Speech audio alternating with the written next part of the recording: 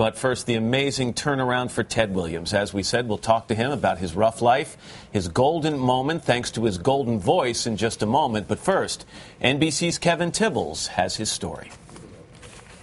He was just another beggar by the highway, but his sign said, "I have a God-given gift of voice." So the reporter from the Columbus Dispatch took a chance. Say something with that great radio voice. When you're listening to nothing but the best of oldies, you're listening to Magic 98.9. Within hours, that video went viral, way viral. Millions of hits on YouTube alone. I shoot a lot of things, and nothing's quite stuck like this has. His name is Ted Williams, 53, from Brooklyn. As a teen, he fell in love with broadcasting after a chance meeting with a local DJ. He said to me, listen, radio is defined theater of mind. But alcohol and drugs and a few other things became a part of my life. he says he's clean now, but spent the last decade on the streets. The Dave and Jimmy Show every weekday morning. Perfect, man. From the side of the road to inside the studios of local radio, where many callers offered Williams employment, even a mortgage. I just didn't know if anything like this would have happened. The NBA's Cleveland Cavaliers offered him a job. We loved his voice, we loved his story, and our biggest priority right now is just to get him in here.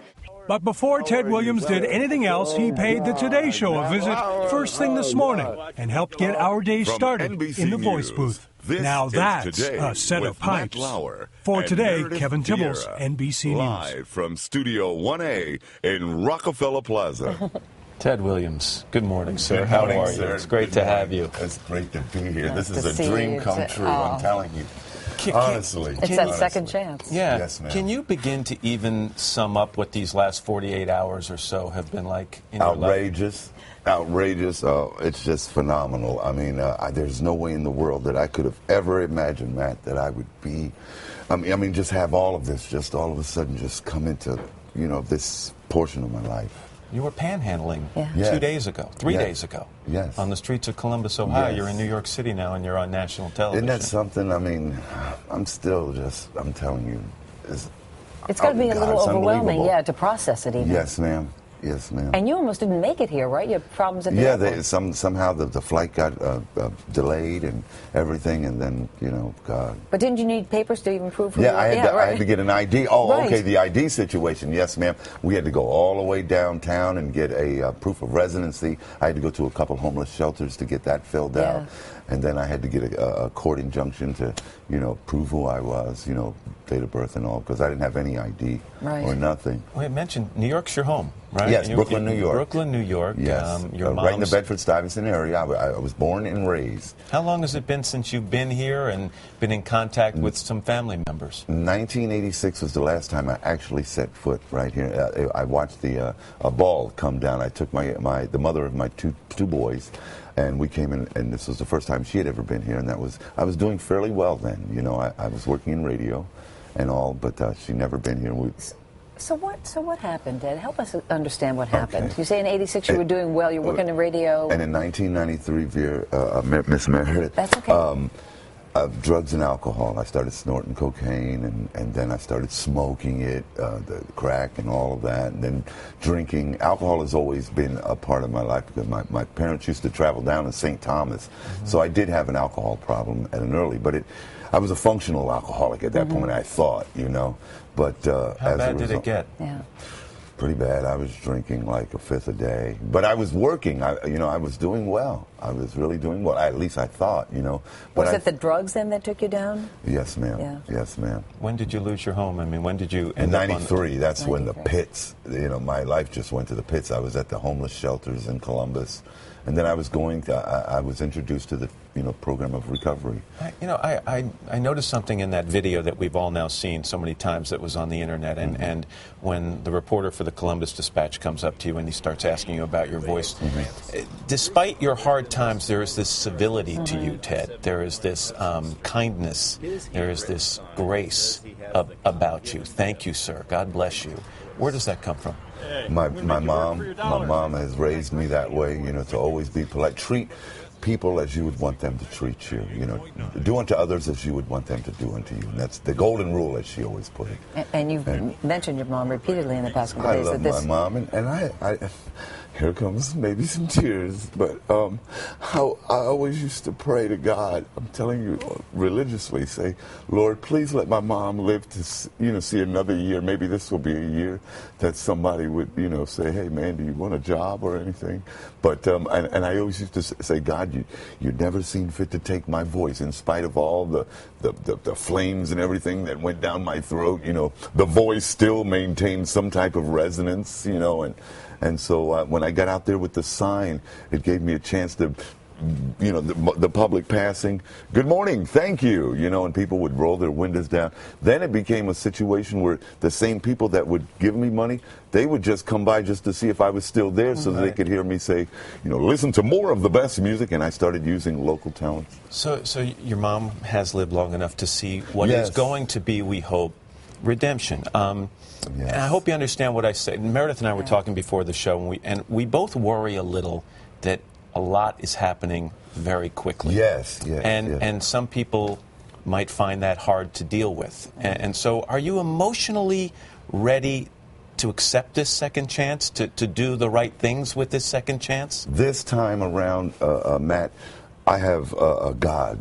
A God of my understanding in my life, and acknowledging him on the daily basis, which I've been doing this past year, because I was ready to mark 2010 as another year wasted, until I realized that in 2010 I found a new sense of spirituality. Now, I'm not saying I've become this born again type person to where I'm going around, but I do want to say that the difference between my successes of years gone by, I didn't acknowledge the Lord or thank him for anything before, and I've had some great opportunities of emceeing various venues and having a great time with all the perks that radio had, but I never not once said, oh Lord, thank you for this, or thank you for another day, or forgive me for this or that.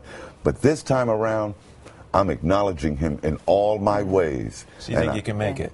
Yes, sir. I think we'd be remiss if we didn't ask you about reports that beyond the drugs and the alcohol, there were run-ins with the law. Yes. Can you tell us about that? We heard about robbery and forgery. Yes. Well, the robberies and all have been broken down and anything. I've never stuck any, no violent crimes at all. It was all thefts and fraud type things, and that was just to afford the drug habits and so forth. But I ended up...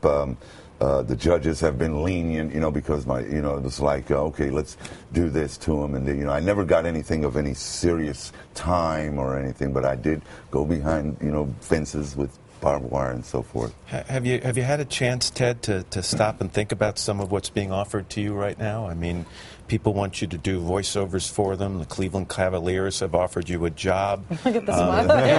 NFL Films interested in talking to you. They need some help right now. So. They said that they're going to give me LeBron's old house. How about baby steps, Ted? Yes, But have you had a chance to even think about what you would like to do? They've been coming in so fast, but I do want to say that I did have one offer here in New York. The fine people at Kraft Macaroni and Cheese have offered me to be the official voice of their product. So when I leave here today, I'll be doing some voiceovers for the fine people of Kraft. How would you pitch their product? When you're looking for a cheesy product, a very delicious macaroni and cheese, choose Kraft. That kind of thing. But I do just want to say one more thing. That this is, man, meeting you two guys and the lovely Ann Curry and Al Roker and all that, man, I'm telling you, I watched the Today Show religiously ever since I was a kid, from Gene Shalit and Bryant Gumbel and Jane Pauley and all of that. And you guys have replaced those people the best. Let me thank you for that. Thank you, Ted. I'm glad I got that opportunity to get that out of me, because... Let me end with one question. Yes, sir. If we sit down with you, Ted, 5 years from today, what are you going to be doing? Yeah. Hopefully a program director somewhere, or I'll have my own apartment. I will say that, and my kids will have love for me. I'll say, hey, Meredith and Matt, the kids are over here and this, that, and I do want to say hello to my children in Columbus. How many kids? I have 7 girls and 2 boys. 7 girls and 2 boys. Wow. Yes. And they're all adults. And I have grandchildren. And I want to say hi to, can I say hello? Sure, go. Mark Henderson, who was very instrumental in helping me with a place to live. And I want to say hi to Jimmy Cottrell, my girlfriend Katie.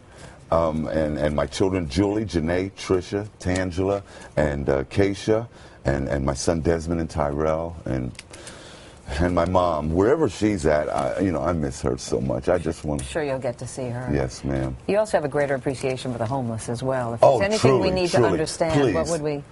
Please, don't judge a book by its cover. Everybody has their own little story, and the next time, if you're going to give to any homeless person, give from the heart and not give and then say, oh, I know they're not going to do nothing but use it for drugs and alcohol, because that's not always the case.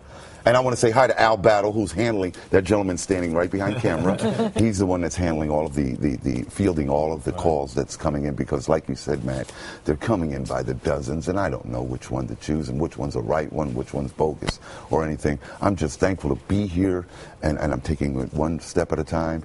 Well, you should. And it's the Today Show. I just got to take advantage of all of this. Thanks, Ted, so much. Thank you so much. Good luck. God all bless right, both congratulations. of you. See you in 5 years, right? Yes, You're ma'am. the program director. Yes, ma'am. And we're working for you. No, God. Remember us. Yes, I will. Okay. Yes, I will. Just say, let's get a check of the weather from Al now. Go ahead. And now it's time to get a check at the weather with Al. I want him to do the Sunday Night Football Night in America. Thank you yes. so much. Let's hear it for Ted Williams, thank ladies you. and gentlemen. Thank you. Oh, what a great story.